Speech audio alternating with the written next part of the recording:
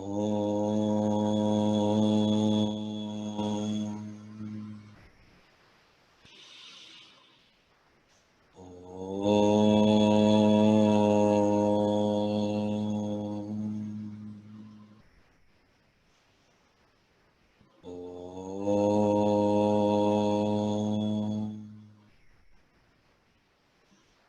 Sahana Bhavatu Sahano Bhunaktu Saha Viryam Karavavahai Tejasvinavadhitamastu ma Vidvishavahai. Om Shanti Shanti Shanti. Samasta Janakalyane Nirtam Karunamayam Namami Chinmayam Devam Sadgurum Brahma Vidvaram. Howdy, everyone. Welcome back to Booklight. We're beginning our very first chapter today of As I Think. And for those of you who are able to tune in via Facebook Live, we're happy to have you. And for everyone else who's with us on Zoom today, please feel free to participate fully. What that means is, over the next 30-35 minutes, questions may arise, so please feel free to ask your questions in the form of a direct message to me. You can message Amar, and you can ask your questions for the Q&A portion after Swamiji's satsang. We'll have announcements a little bit later, but now I'll pass it off to our team to introduce Swamiji for this evening. Hari Om. Hari Om, everyone. Before we begin, I wanted to take a minute to humbly introduce Swamiji. So Swami Swatanandaji is one of the most dynamic leaders of Chinmay Mission, a Swami of Chinmay Mission South Mumbai. He completed the Vedanta course from Bawai from 1998 to 2000. He expounds the philosophy of Advaita Vedanta through talks on the Bhagavad Gita, Upanishads, and other texts of Vedanta, and Bhakti through camps, meditation, retreats, interactive sessions, and discussions for youth and adults. He inspires the youth with dynamic spirituality, encourages them to think and question, uses various mediums like theater plays, treks, outdoor experimental learning programs, and music. He also took the Youth Empowerment Program in India and inspired Chinmaya Pradeep, an outdoor Vedantic vision park at Sandipani Sadhanalaya, Powai. And he's also a playwright and has written and directed 2 theatrical performances, one of them being Adrishya, A Quest for the Unseen, based on the Saraswati civilization, and developed India, just like that, a play based on the Bhagavad Gita. We are so thankful that Swamiji is able to join us for Booklight today, and we look forward to being inspired by him. Hari Om.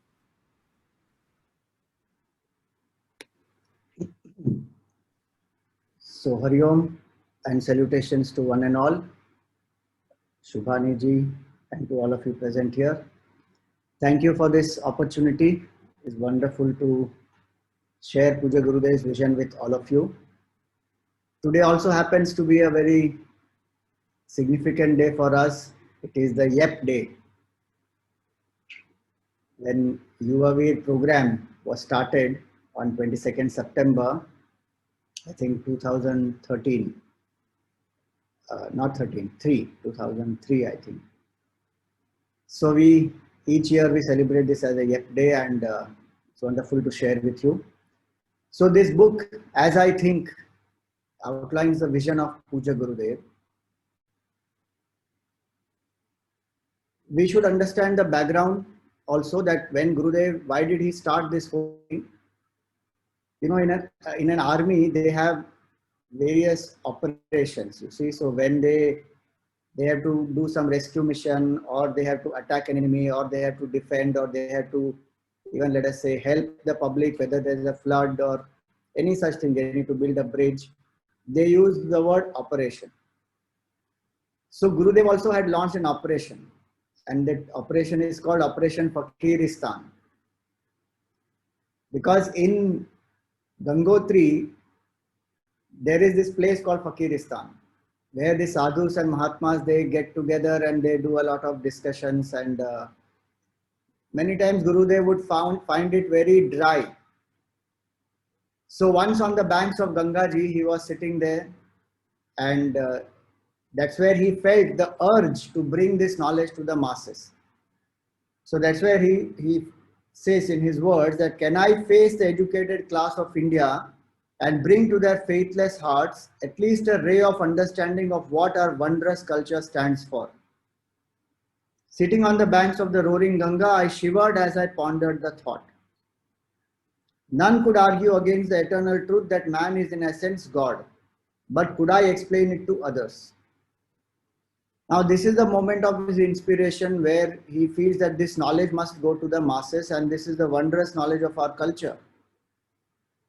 Why did he feel so?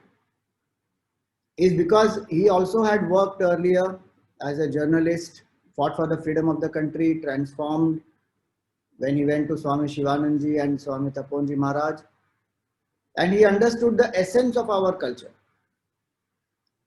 So he felt this must go to the masses because the people were deprived of this knowledge and hence the consequent decadence of culture had happened. So what exactly is culture? So Gurudev says, when a group of people stay together for a long period of time in a certain geographical area, following certain norms and values, the identity of that group and the fragrance of their life, what comes about, is called as the culture. So Gurudev found that this culture of ours, you see, people have been staying together for the longest period of time. In fact, we are today the most ancient culture in the world. From pre-Bronze Age, if we have to see, the only surviving culture, the living culture, is Sanatan Dharma, the Vedic culture. More than at least 10,000 years old. I mean, that is if one says historically based on what people accept. So even though the group has been staying together for a long period of time, the identity that we are Hindus and we are belonging to one culture had started declining. Various groups were formed, the essence was denied, blind ritualism was happening, the decadence happened in the caste system. Many things were happening whereby the pride of being a follower of this glorious Vedic culture was coming down. So when Gurudev went to Swami Taponji Maharaj, telling him, asking his permission that I want to go down, in the beginning Swamiji said no. Those who want the knowledge, they will come to you. So Gurudev heard, he didn't argue, but after a few weeks he went back again because he said the urge is irresistible. See, we have to understand that feeling, that when he felt that the urge is irresistible, Taponji Maharaj told him that take a tour to the plains of this country, go down and see if you are able to maintain this knowledge of Vedanta, that you are not this body, mind, intellect, and it will rub off your ego. So May 1951, Gurudev took up this plan. He started touring this whole country, and by October he returned. And that Operation Fakiristan became the Gangotri plan. That he came up with a plan that how to revive this culture, because he says that I was miserably disillusioned and disappointed at the working plans of all the ashrams and temples, at the stuff that was doled out as the best of Hinduism. So now when he felt, he met people. There are pictures of his tour also. From all the way from the Himalayas, came down up to the tip of India, went to Kerala, Rameshwaram, many places he toured, and he understood what is the scenario in this country. If you see, even Vivekananda had done that before he went to World Parliament of Religions. He had gone across the country. 7 years he was in this country, from 1886 to 1893. Understood the throbbing of the country, what is the pulse of the people. So when he felt that this culture is declining, he felt an urgent need that I have to revive this. So these two facts, these 2 points we should not forget, that cultural revival and nation building are a very, very core aspect of Gurudev's vision. The knowledge of the scriptures is with the attitude, with the vision that this culture has to be revived. So what is the meaning of decline of the culture? The chapter says dawn of our culture. And Gurudev starts with the word renaissance. Renaissance of a culture can be brought about only when people get inspired by the values recommended by it. So any revival has to happen, that means there's a decline. What is the decline? As we see, when people stop living the values, Gurudev himself explains in this first article. So when people start losing the essence, when they don't understand the beauty of this culture, the values, the main part of culture is the values. And what is the value system inherent in our Sanatan Dharma? Is to rise from the material to spiritual. Not that material achievements are insignificant and are condemned. One can acquire all of that. Artha and Kama are the first two Purusharthas. But one should not be stuck there. From the Bhautik Samskriti to the Adhyatmik Samskriti, one has to evolve. The inner evolution is the core. And to realize the absolute vision of oneness is the main goal. All activities of Sanatan Dharma are helping to evolve towards that.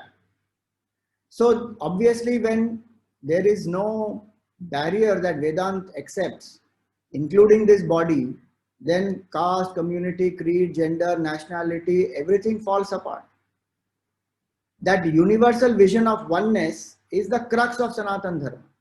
That we all are appearances, expressions of one absolute truth, and our true nature is that infinite reality. Like Gurudev said, none can argue that man is in essential nature is God. But that high philosophy which the great rishis have managed to present to us so beautifully in practically applicable ways to lift ourselves from the body identification to that had declined. And whenever the decline happens, indulgence increases, body identification increases, corruption increases, groupism, fighting, many of those things increase. So that's why the revival of this culture is revival of the vision. And that's why he says here that it cannot be brought about, it can be brought about only when people get inspired by the values recommended by it. So various places in the scripture, there are many, many values which are given. But what is the essence of the values? If we see, so the essence of values is in 3 values. SAB, sub. Sub means everything. So all values are covered in these 3. What are the 3? Satyam, Ahimsa, Brahmacharya. Simple. Gurudev speaks about it in the Manual of Self-Unfoldment, Kindle Life. Fundamental, the whole Sanatan Dharma rests on the 3 pillars, Satyam, Ahimsa, Brahmacharya. Satyam, don't compromise intellectually. Ahimsa, mentally don't hurt anybody, don't think ill of anybody. And at physical level, live in moderation, that is Brahmacharya. Now these values, if we follow, then we become ready to realize the absolute. Now why was this decline happening? Because our culture has faced the onslaught from so many people, outside as well as inside. That's why he says the long history of political, cultural servitude and political slavery. After a long history of political slavery and cultural servitude, we have just come into freedom. So these are early, in those years when he wrote these letters, when freedom was attained, but we didn't feel the pride. You see, political freedom is one thing, but culturally, our whole morale was destroyed, especially by replacing the education system, by removing Sanskrit, by ensuring that the masses are made to feel low about their own culture. And is it not true that even today that continues? The same education system is being followed, where we are taught about the glory of the invaders, the glory of people who attacked us, but our own people's resistance and the fight that they had put up to sustain this culture is not projected at all.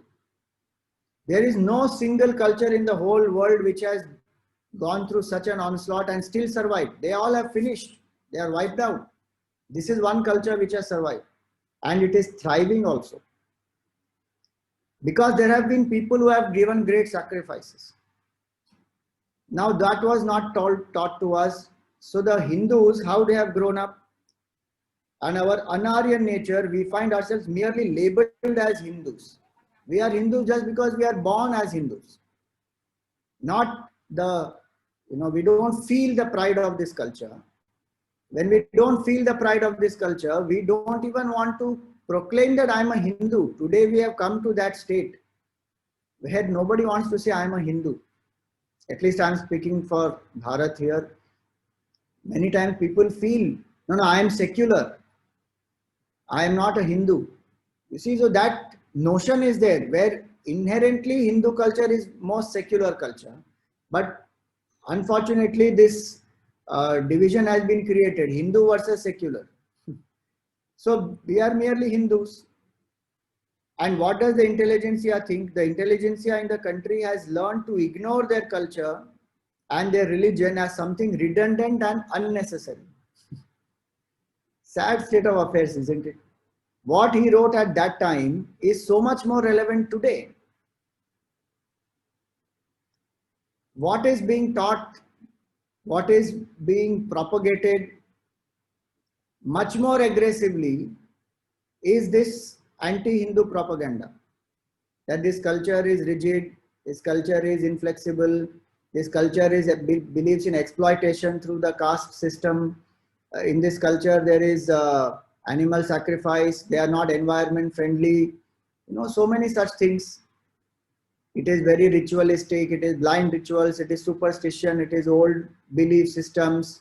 These need to be removed. Women were not given equal status. There is a lot of exploitation of women. I mean, the list can go on of what the intelligentsia has been fed and is continued to be fed. If you see about every festival of ours today, there is a problem, which is what is being projected. You see, Shivratri, you should not offer milk because you are wasting milk. Holi, you should not play with colors because you are wasting water. Dahi Handi, you should not make the, what we call the Govinda. When they do, they make the human pyramid and they break. That is against the safety of the people. You see, below 3 tires you can't do. Now that is a rule. In India, we used to do 12, go up to 12. Some places 14. 14 levels they will climb, and months together they will plan in Janmashtami. Navaratri, noise pollution, so Dandiya cannot be played beyond 10 p.m. Diwali, crackers will create environmental issues. I mean, every single festival there is a problem. So the intelligentsia today thinks that to scoff at this culture is fashion. So that's what he is saying here, that the intelligentsia thinks it is redundant, unnecessary. Today it has gone to the next level where it is thinking it is harmful.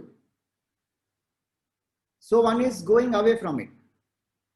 The middle class sincere today, but they think it is only superstition, and many those who are living it also are living it by proxy, Gurudev says.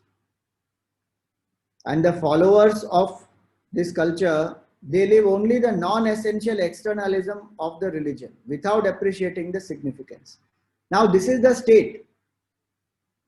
One thing we should understand here is to build a culture takes many generations, because culture is philosophy in action.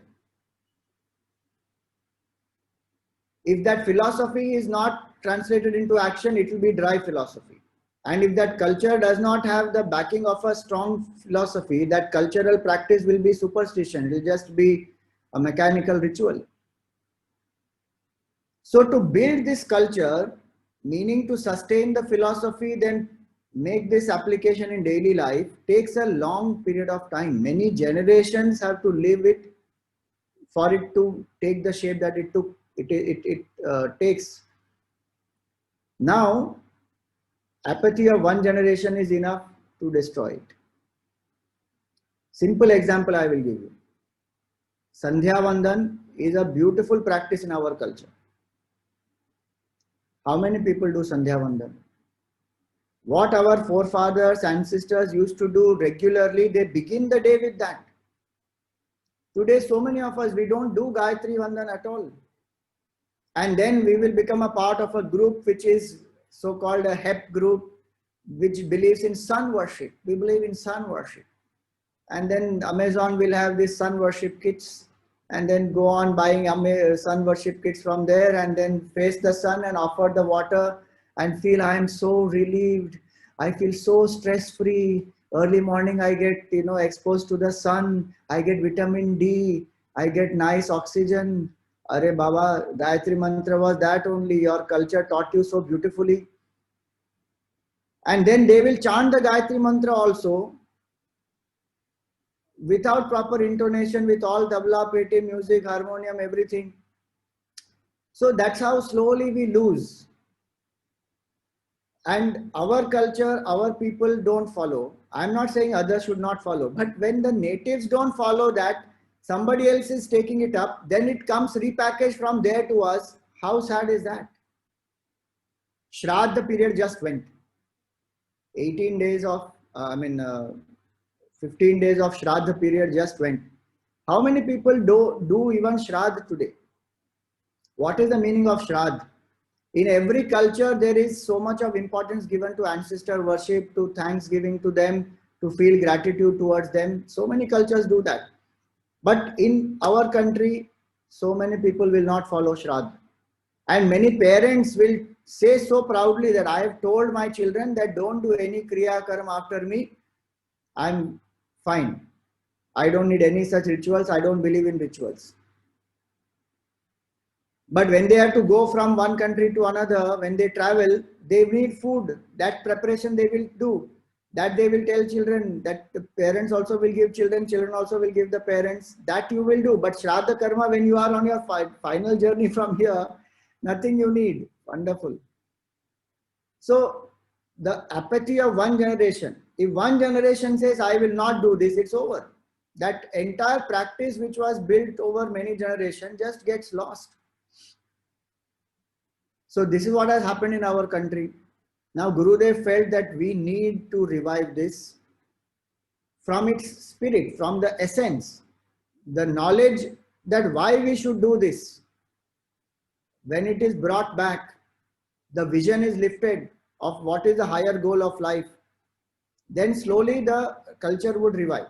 The core of Sanatan Dharma is Vedanta. If you remove Vedanta from Sanatan Dharma, it will look like just ritualistic practices.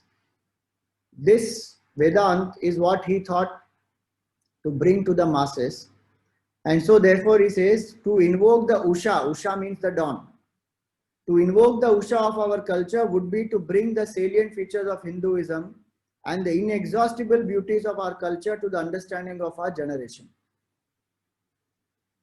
Each generation has to try and do this, to understand the core values, to live it uncompromisingly and pass it on to the next generation. This is a part of our Rishi Rina, what we call as the debt to the great masters and the rishis. It becomes our sadhana also, and passing on the culture is a very important aspect. You see, in the world, people pass on their legacies. They pass on the wealth they have, the family name, the empire that they have built, all that they pass on. Same way one has to pass on the legacy of the culture, legacy of spiritual knowledge. And hence, how it should be done. With each generation, the generation keeps growing in its thoughts, in its value systems, in its interactions with the world. So one has to adapt the presentation, retaining the core values as it is. That's why Gurudev says here that, but we have to consider the modern problems and conditions of living and bring out the necessary changes in our technique of spreading the knowledge of our national culture among ourselves. We need to understand and present it in modern, appealing ways. That is one aspect. But the second aspect is, how is it the need of the hour? The people who think it is irrelevant, unnecessary, and harmful, if they understand that the problems we are facing today, the solution for that is there in this culture. We have stress issues, we have depression, we have anxiety, we have so many mental health issues, suicides are rising, divorce cases are rising, there is drugs, there is terrorism, there is global warming. So many problems we have in this country, in this whole world as such. Study of Vedanta, how will it help me to handle all this? If I am able to present it that way, then and present it in a way in which it is more appealing also. Both these are very important. Establish that this is a solution for your problems. Otherwise, today this solution is being considered as a problem. How sad is that? In medicine only is considered as the cause of the disease. How is the medicine cause of the disease? Medicine removes the disease. These fundamental values, this spiritual vision will actually help to strengthen the mind. J.R.D. Tata, he said a very beautiful line. He said, I don't want India to be a rich country. I want India to be a happy country.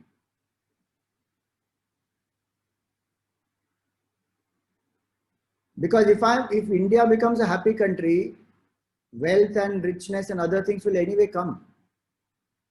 But when we run behind other things, we lose happiness. We lose the inner focus. So all the challenges that we have today, Vedanta has a lot of direct impact on it where we can solve these challenges. When Gurudev came to the US and he addressed the UN there, Planet in Crisis was a topic that he was given. And what did he say in that?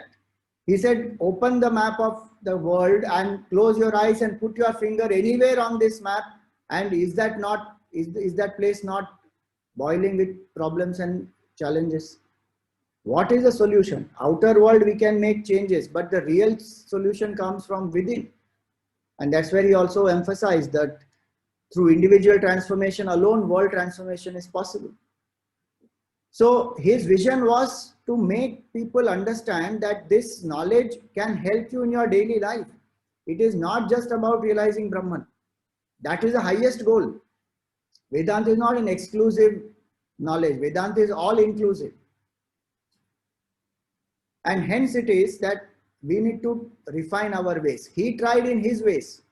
At those times, what are the ways possible? He tried. And he says something very nice here again. A shattered nation of wild groups, each trying to step over the other, is not an arrangement from which we can hope to get any teamwork or cooperative endeavor in our nation building activities. Two important points: teamwork, nation building.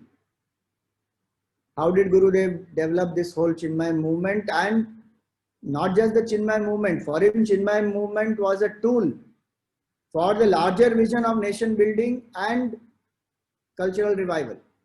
He inspired so many organizations because he was very passionate about it.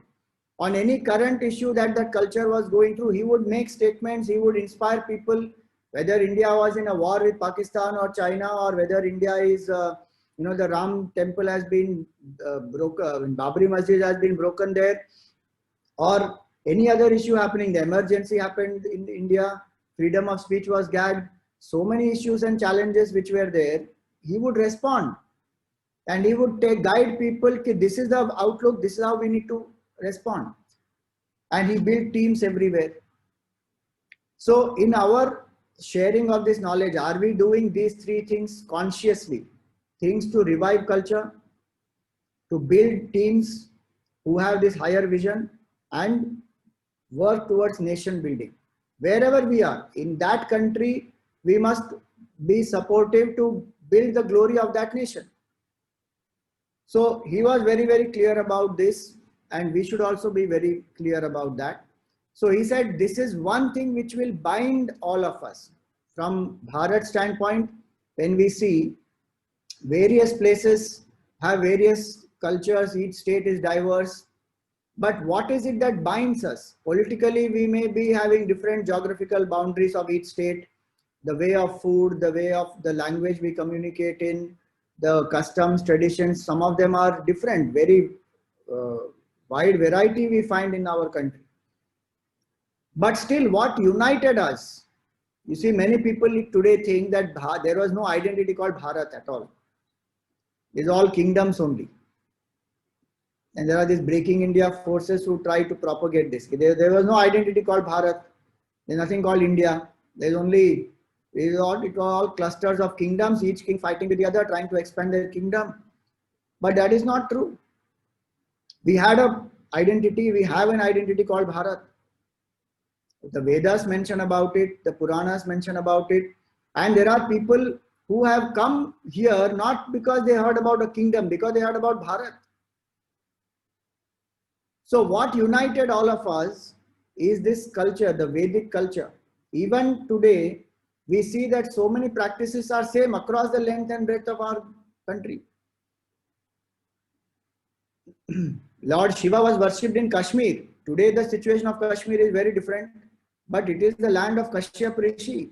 And Kashmir Shaivism is one of the most powerful methods of worship of Lord Shiva. So Shivji was worshipped in Kashmir, worshipped down in the south also, in the northeast, as well as in the west, everywhere. Similar festivals we have celebrated, similar shlokas we chant, similar values we follow. So what united us is this glorious culture, is this knowledge that we consider each other as divine. And so he says here that our respect for and reverence of our distinct national culture is what has kept us together, bound. The dissemination of these fundamental ideas is therefore imperative in the context of our fast collapsing present day history. We have to bring back to the people that knowledge, that how we have lived together. There may have been political, fights with each other, in which family it does not happen. In every home it happens, because that human being is, one works out of that. But we still are one. That vision of oneness has to be brought. As a country we are one, as a culture we are one, as a team we are one. If these three levels of oneness we are able to bring about, then we would have tried and implement Gurudev's vision to some extent. So in our interaction with Balvihar children, with our youth, with our junior chicks, with elders, with everybody, when we speak about Shastra, when we reflect on the books of Puja Gurudev, we need to keep these 3 points in mind. Present it in these ways to people using innovative methods. Today there are so many technological methods, online things and tools we have, many activities we have. That presentation also has to change. In those times, you see what Gurudev did, Jnana Yajnas, he wanted to create awareness. And what was the method of creating awareness that he chose? He chose Jnana Yajna. So when he chose Jnana Yajna, that was a unique thing at that time, because not many were speaking. In fact, he was the first speaker to come and speak in English, address the large masses, and speak in a language which people could understand, present it scientifically, rationally. So we need to understand that time Jnana Yajnas were working, and many times he used to take it for months together. Then he himself reduced it as time passed, and he understood he was also becoming more busy. People's needs also changed. So finally his Jnana Yajnas would be 3 days, because people don't have time, pressures of life have increased. So in today's context, how are we presenting? That is important. We can't stick to only those days. Today, 1.5 hours of talk, people can't listen. Attention spans have become less. So we need to, innovate. He innovated at that time, Jnana Yajna. What is the innovation we are doing today? How are we presenting? With so many social media platforms available, are we becoming more easily accessible to people? Many things we have to understand and present it. So for him, Jnana Yajnas was one method. Today we need more interactive based sessions. We need more hands-on sessions, more activity oriented sessions, because people have become that much more demanding of those things, because their mind has also changed, the situation has changed. So when he started with this Jnana Yajna, the fundamentals remaining the same, that we want to pass on the knowledge. We have to see how to adapt it. What he gave in Jnana Yajnas for people to understand, because he would be there for about a month or so, and everybody is charged, inspired, they are listening to him morning and evening. After he goes, what happens? So he formed the study groups for it. Now what was the vision of the study groups? To crystallize those ideas taught in the Yajnashala during these seminar sessions or Yajnas, we have organized ourselves into the mission groups, wherein the seekers try to live and assimilate the Hindu culture. The mission groups have been multiplying very healthily, and each of them has been taking the torch of knowledge lit up in the Yajnashala very faithfully to different mohallas of their own cities. This was the vision. The study group is not meant to just be a very cozy, comfortable group where we come, discuss very nicely, intellectually, and then we have terrific arguments of various vadas, and this person said this, that person said this, and then we will become like those dry intellectual sadhus, which Gurudev said he was not very inspired by that. There can be deep discussions, no doubt, but is the missionary spirit there or not? He said the torch has to be lit up. The torch lit up in Yajnashala has to reach every mohalla. Gurudev's system was what? In his time, he said, if anybody has done Kindle Life, Atma Bodh, Bhaju Govinda. Tattva Bodh commentary was not there at that time. So he said, anybody who has studied Kindle Life, Atma Bodh and Bhaju Govindam has to compulsorily start a new study class. Continue to study in one class and take one class. We go on studying book after book, and I'm not confident, I can't take a class. What if people ask some questions? I can't answer. That is their prarabdha. Why are you worried? And your image will go down. That is good, no? You are wanting to reduce your ego or not? No, what will they think of me? Are what you think of you itself is illusion. Why are you bothered about what they think of you? Take a class. I'm not saying don't prepare thoroughly and just take a class. Anybody who is not very, very clear should just start. No, at least these 3 books you have studied, reflect on it, and take those 3 books what you have already heard. We are not saying take some Upanishad or Bhagavad Gita. Kindle Life, Bhaja Govindam, Atma Bodh, now Tattva Bodh, etc. have come. So Pujya Guruji has made some changes in the study scheme. But the point is that he start taking, and this applies even to the Yuva Kendra members, that when we study certain texts after a few years, because it's a second phase of our sadhana. You see, learning happens in 4 stages. 25% at the feet of teacher, 25% by one's own reflection, 25% by group reflection, and 25% in time. Now that sadhana of group reflection has to happen, so you become a sevak.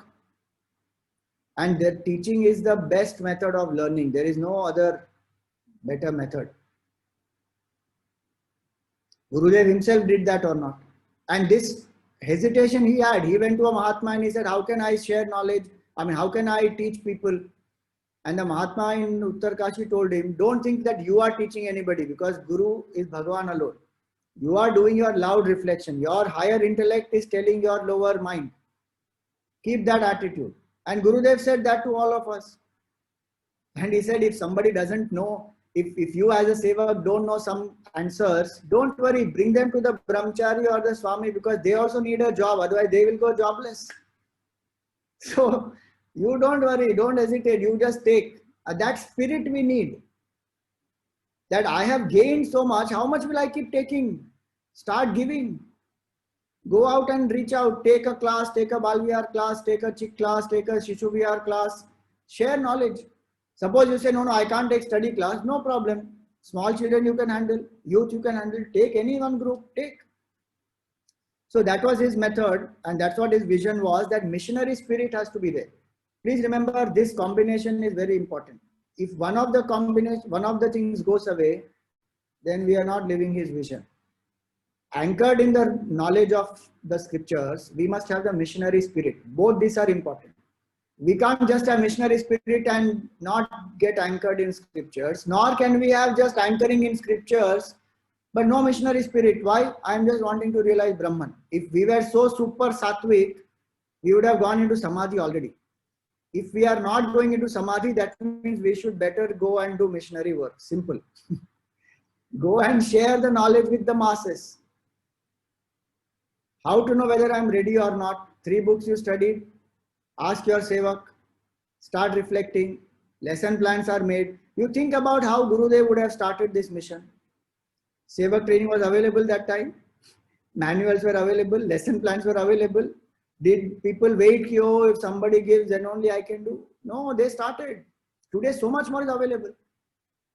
So that missionary spirit is what is required. Then he goes on to explain about some of the aspects of the study group, where then he says that the objective is they can easily and readily convey the throbs of revival initiated in the various yajnashalas to the distant corners of the same town or city. So when we work with the missionary spirit, our objective of cultural revival, we should not forget. We should not just get contented saying, okay, in my Balvihar class, there are 100 children. Wonderful. I'm great. Sevak, Sevika. In my junior Chikla, there are some 30 youth. Excellent.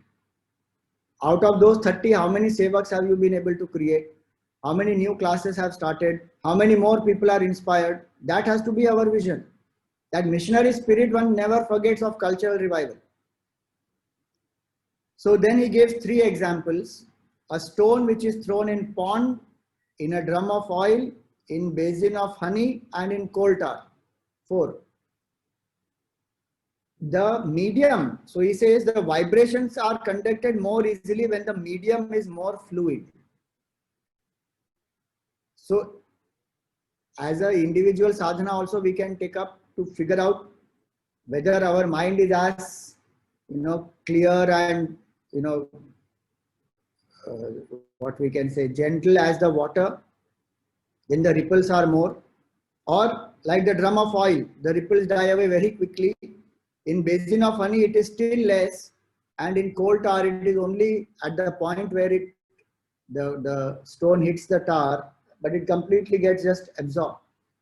How is our mind? Why is given this analogy? From sadhana standpoint, our mind has to become more and more like the water, more and more pure, more and more subtle, more and more available. And that will apply not only in our sadhana, but outside also. How many ripples are we able to create? Or are we just absorbing the knowledge and sitting like, then we'll become like this coal tar. So, having given this, then he goes on to say that the Hindu way of life is what we have to bring and to revive. What is the Hindu way of life? What are the values the Hindus follow? What are the certain things that the Hindus will do uncompromisingly? Today there is a need to bring back the Hindu way of life. The Hindus' attitude towards food, Hindus' attitude towards the daily worship, Hindus' attitude towards each other, towards work. What is the Hindus' attitude? In relationships, what is the Hindu way of relating to people? What is the Hindu way of connecting to work? What is the Hindu way of accepting life as it comes? What is the Hindu way of dressing? The way of eating, the way of greeting. See, this is not about becoming a fanatic. This is not about becoming rigid. This is about adapting the values in the modern context. Like, did the whole world not take up Namaste? When Corona started, everybody took up Namaste or not? They could have done this also. But they took up Namaste. Why? There is a deep value behind that. You and I are one. So the idea is so many things that we have been following in our culture. The shoes are left outside the home always. Now today we are doing that. Just because of infection. Oh God, infection should not happen. Otherwise shoes will come into the house. We used to wash the feet before getting into a house, getting into the temple.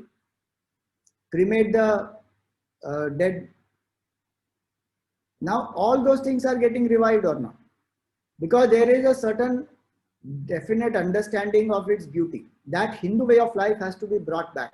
If I am a Vedantic student, my clarity is not enough. Am I backing it up with the Hindu way of life or not? And am I inspiring people by that Hindu way of life? That when people look at me, they say that, oh, here is somebody who is a Hindu, but who is so broad-minded, who is so scientific, who is so rational, who is able to achieve great things, who is able to be loving to people around. So that Hindu way of life is born from Vedanta. And that Hindu way of life must reflect in our interactions, that people feel inspired by that. That is what Gurudev wanted from us. And finally, he goes on to say that Vedanta, you see, it was very gratifying to note that in many cities in India today, educated enthusiasts, young and brilliant, can very convincingly present the scientific conclusions of Vedanta and bring about a change of heart in those who have no faith at all. See, to reach out to people who have no faith or no understanding of our culture and to help them to transform, not by force, but by making this knowledge available in an appealing way, convincing way, in a modern way. If they feel inspired, and of course by our example when we live it, we are not out to convert people, we are out to make people aware of this glory. And here it is more about our own culture, our own Hindus who don't have faith in their culture. It is to reach out to them. And that missionary spirit is what is required. So if we are reaching out to the faithful hearts, that is one thing. But we must also reach out to those who don't have the appreciation of this knowledge. How much are we able to do that? That is important. It is not numbers alone. It is the people who, you know, how Gurudev transformed from an agnostic to a believer to a saint. That transformation is what Gurudev wanted for everybody. So that's what our mission has to do, our grassroots activities have to do. And finally, he ends with this, that individually we can do a lot, but media also has to be with us. In this country, especially of ours, the media is not with us even today. Slowly things are changing, but for many generations, media has not been with us. Anti-Hindu propaganda still goes on very rampantly. And in the whole world, there is this idea. Hindu genocide is no genocide. Hindu sadhus being lynched and tortured is not a big news. Hindu people getting affected, no problem. The world is just ignorant to all that.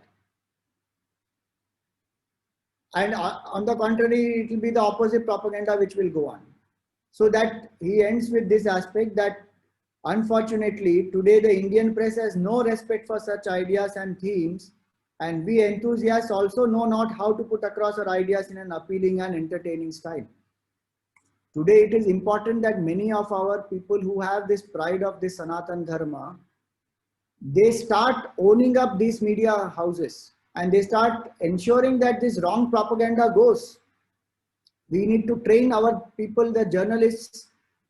You see, when you go into a journalism course, they are taught so many things which are anti-Hindu. And they are taught literally to go behind sensationalism. I've seen the curriculum of many of them. Some students also have interacted with. So fundamental changes from there need to also get made, that what is being taught to the journalists, to the reporters, to the people who are handling the social media. Because today they are social media influencers. They influence opinions of people just through their articles. And how many people have done such false articles which has no fact, no proper understanding, no proper validity. They just write it and create such hatred, create such issues in the minds of people. So those things all are a part of Gurudev's vision. So in this he has spoken about media also. So even young people who are getting into media must keep this in mind, that we are not saying put down somebody else and hype up Hinduism, but at least don't do this anti-Hindu propaganda when there is nothing like that. Many things which are projected, they are not even happening. So that's the first chapter, the dawn of culture. And that's where I stop for today. And anybody wants to ask anything, share, please, you are welcome. Hari Om Swamiji, thank you so much for starting us so well on this As I Think. For those of you who are on Zoom with us, the opportunity now exists for us to be able to ask Swamiji some questions. So please feel free to message me in the chat. We're very much taking up that spirit of a new more of interactive satsang that Swamiji was talking about, right? So here we are in Zoom, being able to converse with Swamiji across the world, really. So we have some questions, and I'll ask them. The first one, Swamiji, comes from Markandeya, asking, could Swamiji expand upon the idea that Hindu culture is the most secular culture? How is this so? See, when we say secular, what does that actually mean? If you see actual definition of secularism, secular literally means that government is above religion. Okay? That is the definition of secularism, technically. So, government has nothing to do with religion. But that put aside, the word secular today has been used in the context that people think that if I am a Hindu, I am a fanatic. So fanatic versus secular, which respects all culture. So their definition of secular is we respect all. We don't oppress the minorities. We don't do any such things where people are, offended. That's their definition of secularism. Where you don't even be proud of your culture as a majority, because if you do something which is proud of you, where you are proud of your culture, you are affecting other sentiments. Now that is a very perverted definition of secularism. Secularism in this context would mean what? That when we say that Hinduism is secular, is it not true that you can follow any path and you can still be a Hindu? Number one, in Hinduism, there is no fanaticism that only if you worship Shiva, then you will get mukti. If there are some organizations who are doing that, that is their challenge. That is not what Hindu culture says. In Hindu culture, the Vedas and every scripture that we see glorifies all forms. You can be a non-believer, you can still be a Hindu. You can be a follower of Shiva or a Vishnu or a Durga or a Devi, you are still a Hindu. You can worship the formless, you are still a Hindu. You can worship any form, you are still a Hindu. So you can take any marg, you can take Karma Yoga, Bhakti Yoga, Raja Yoga, Jnana Yoga, you can follow any marg, you are still a Hindu. And is Hindu culture imposing itself on anybody else? Is Hindu culture saying that we are the only culture and our culture only should thrive? And if you don't follow our culture, we can kill or convert you? No, that is fanaticism. That is fundamentalism where you cannot accommodate anybody else. Has this country not accommodated everybody, every persecuted community in the world, whoever has come here? Bharat has accommodated all because we don't see the divisions. We see that we are one whole family. And we stay together, we live together. Persecuted people, when they come, we serve. Our attitude is everyone is divine, so we serve. So that's why inherently we are secular, because we respect all paths. And many Eastern traditions born from this are secular in that way. They are not telling people that if you don't follow this, you will perish. No, you can follow your path. That is secularism. That you allow everybody to thrive. Don't impose yourself on anybody. At the same time, don't compromise with who you are. If I celebrate a festival, it cannot affect somebody else. It is not harming somebody else. And if it is harming in some ways, I will try to understand and try to adjust, but not compromise on my festival. You see, that is secularism, where we accommodate everybody, we allow everyone to thrive together. Each one has their freedom to walk their path. Whether they believe in this or they don't believe in this, we still respect them equally. That is secularism. That's why we say Hinduism is inherently secular. Thank you, Swamiji. Our next question, Swamiji, is from Ashwin Ramaswamy. And the question is, it is not normal, surely, that Hindus do animal sacrifice today. But wasn't it so that there was animal sacrifice back in the Vedic period? So we have to understand that animal sacrifice is not there in the Vedic period as a demand from the Vedas that Bhagwan needs animal sacrifice. Okay. Animal sacrifice is in the sense of sacrificing animalistic tendencies, number one. Number two, when we say animal sacrifice, I have spoken to many Vedic scholars also, and they say that when they say that Ashwamedha has to be done, it is not that an actual horse is killed. A horse is made from the wheat flour, and that wheat flour horse is offered into the Havan. So it's not that literally a horse has to be killed. Number two. Number three, when they say Ajaputram Balim Dadya, so when they say that, a goat has to be killed, so they translate the word Ajaha as goat. Please remember, these translations have come to us from people like Max Muller, who has not even visited India, who has no idea what the hell this country is about. They just go on a rampage, writing anything because he was given 9 times more the price of that time, of the translations the translators were getting that time. And he was told to write things with a vested interest. But look at the glory of the Veda. He wrote the translation of the Veda. By the end of it, he transformed. Without coming to this country, he transformed and he told the British, I'll return all your money, but please don't print what I have written. He repented. So when he translated, and many other people who have translated, they translate Ajaha as goat. Are, Ajaha is not just goat. In Sanskrit, the word has many meanings. You take up Amara Kosha and you read, you'll know what are the meanings. Aja literally means a grain which cannot germinate. Okay. So a grain which is 7 to 8 years old will not germinate. Use such grains in the sacrifice.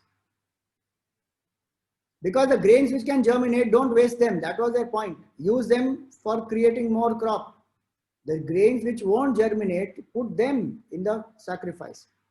So animal sacrifice, Veda does not recommend.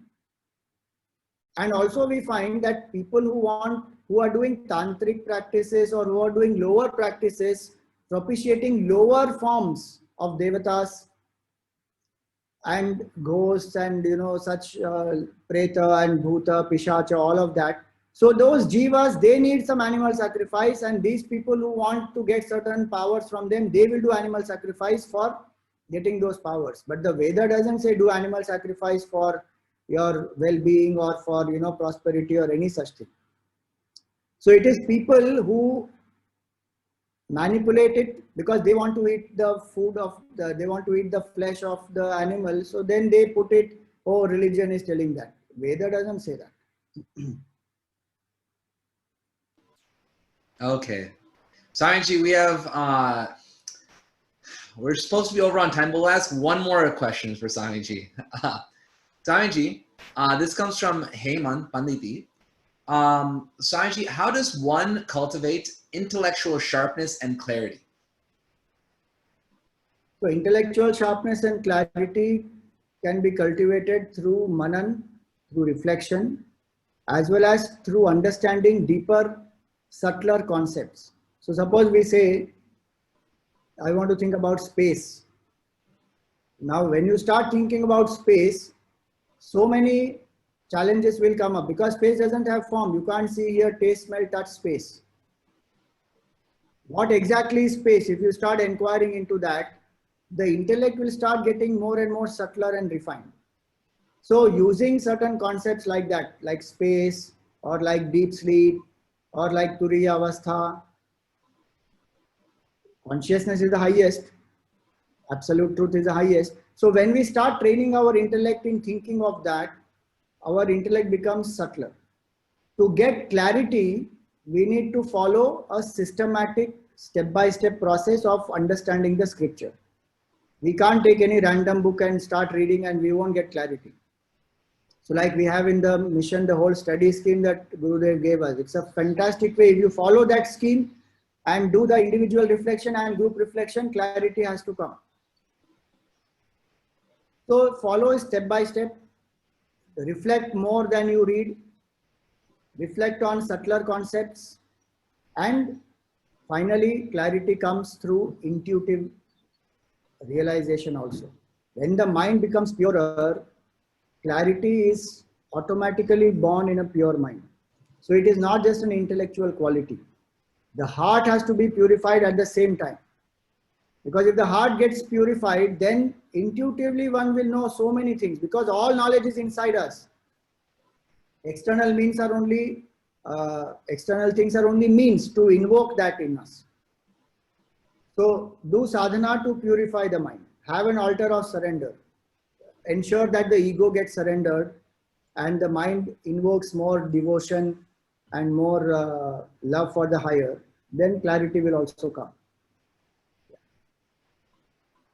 Great. Okay. Thank you so much, Swamiji.